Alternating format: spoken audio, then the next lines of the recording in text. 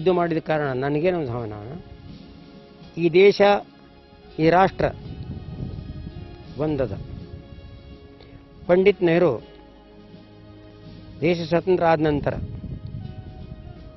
ಭಾಷಾ ರೂಪಾಂತರ ರಚನೆ ಆಗಬೇಕು ಅಂತಂದಾಗ ಅವ್ರದ್ದೊಂದು ಸ್ಟೇಟ್ಮೆಂಟ್ ಬಂತು, 5 ಸ್ಟೇಟ್ ಮಾಡ್ತೀನಿ, ಪೂರ್ವ ಪಶ್ಚಿಮ ದಕ್ಷಿಣ ಹಿಂದೂಸ್ತಾನ್ ನಡೇನಂತ. ಇದು 5 ಭಾಷೆ, ಅದು ಎಲ್ಲ ಭಾಷೆಯವರು ಬರ್ತಾರೆ. ಭಾಷಾ ಅಂತ ಬಂತು ಅಂದರೆ ಜಾತಿ ಅಂತ ಬರ್ತಾ ಮುಂದೆ ಈ ದೇಶಕ್ಕೆ ಕೆಟ್ಟು ಹೋಗ್ತದೆ ಅಂತ ತಿಳ್ಕೊಂಡು ಬೇಡ ಅಂತಂದ್ರು. ನನ್ನ ಮನಸ್ಸಿನಲ್ಲಿ, ನನ್ನ ರಕ್ತದಲ್ಲಿ, ನನ್ನ ನಸನಸದಲ್ಲಿ ದೇಶ ಅಂತ ದೇಶದಾಗ ಹುಟ್ಟಿದವ್ರಂತ ಹಿಂದೂ ಮುಸ್ಲಿಂ ಕ್ರಿಶ್ಚಿಯನ್ ಯಾರೇ ಇರಲಿ ಅವರೆಲ್ಲರೂ ಒಂದೇ ಅಂದಾಗೆ ನಾವು ಇರ್ತೀವಿ.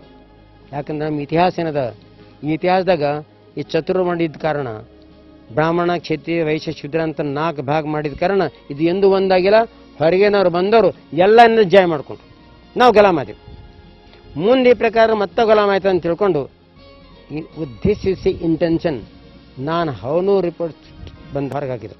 ಜಾತೀಯತೆ ಭಾವನೆ ಭಾಜನ ತಿಳ್ಕೊಂಡ್ರು. ಹಾಗಲ್ಲ, ಲಿಂಗಾಯತರ ಮೇಲೆ ಅನ್ಯಾಯ ಆಗ್ತದಂತಮ್ಮ, ಅದು ಅನ್ಯಾಯ ಆಗೋದಿಲ್ಲ ಅಂತಿಲ್ಲ.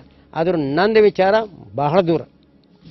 ನಂದೇನು ವಿಚಾರ ಅದು, ನನ್ನ ಗುರಿ ಏನದ, ಈ ಗುರಿ ಒಂದೇ ದೇಶ, ಒಂದೇ ಝಂಡ, ಒಂದೇ ಪರಮಾತ್ಮ, ಒಂದೇ ರಾಷ್ಟ್ರೀಯತ, ಒಂದೇ ಭಾಷಾ, ರಾಷ್ಟ್ರಭಾಷೆ ಹಿಂದಿ. ಈ ಪೈಕಿ ನಾನು ಅದು ಇನ್ನಾದರೂ ನಮ್ಮ ರಕ್ತದಲ್ಲಿ ಅದೇ.